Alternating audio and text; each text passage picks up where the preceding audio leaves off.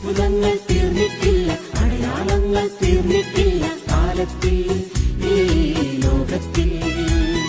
ഞാനിവിടെ വന്നപ്പോൾ എൻ്റെ കൈ ഭയങ്കരമായിട്ട് തരിക്കുകയും ഇങ്ങനെ കൈവിരൽ മടക്കാനൊന്നും പറ്റില്ലായിരുന്നു.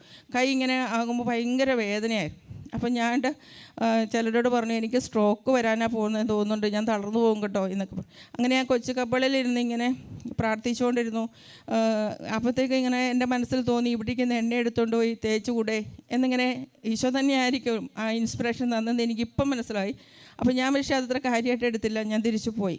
ഞാൻ വീട്ടിൽ കോൺവെൻറ്റിൽ ചെന്ന് കഴിഞ്ഞു. വൈകുന്നേരം അപ്പോൾ എൻ്റെ കൈക്ക് നല്ല വേദന, കഴിച്ച കേട്ടു. അപ്പം ഞാൻ പറഞ്ഞു ഈശോ, അപ്പോൾ ഈശോൻ്റെ മനസ്സിൽ തോന്നിച്ചു നിന്നോട് ഞാനത് പറഞ്ഞതല്ലേ ആ എണ്ണ എടുത്തുകൊണ്ട് പോകും. പക്ഷേ ഞാൻ ചെയ്തിട്ടുണ്ട്.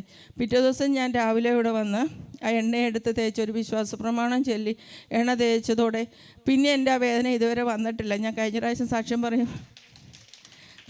സാക്ഷ്യം പറയുമ്പം പറയാൻ വിട്ടുപോയതാണ്.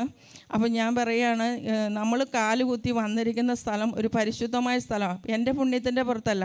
ഇവിടെ അച്ഛനും ഇവിടെയുള്ള സിസ്റ്റേഴ്സും ഇവിടെ വരുന്ന പ്രേക്ഷിതരുടെ എല്ലാം പ്രാർത്ഥനയുടെയും ത്യാഗത്തിൻ്റെയും ഒരു ഭൂമിയാണിത്.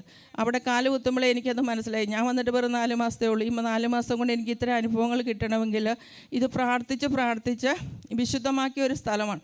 ഇവിടെ നിന്ന് നമ്മൾ കിട്ടുന്ന ഇൻസ്പിറേഷൻസ് സ്വീകരിച്ചാൽ പൂർണ്ണ ഹൃദയത്തോടും പൂർണ്ണ ആത്മാവോടും സർവ്വശക്തിയോടും കൂടെ നമുക്ക് നമ്മുടെ ദൈവത്തെ സ്നേഹിക്കാം. നമുക്കെല്ലാവർക്കും ഒരുമിച്ച് സ്വർഗ്ഗത്തിൽ പോകാനും സാധിക്കും എന്നുള്ള വിശ്വാസത്തോടെ ഞാൻ വാക്കുന്നു.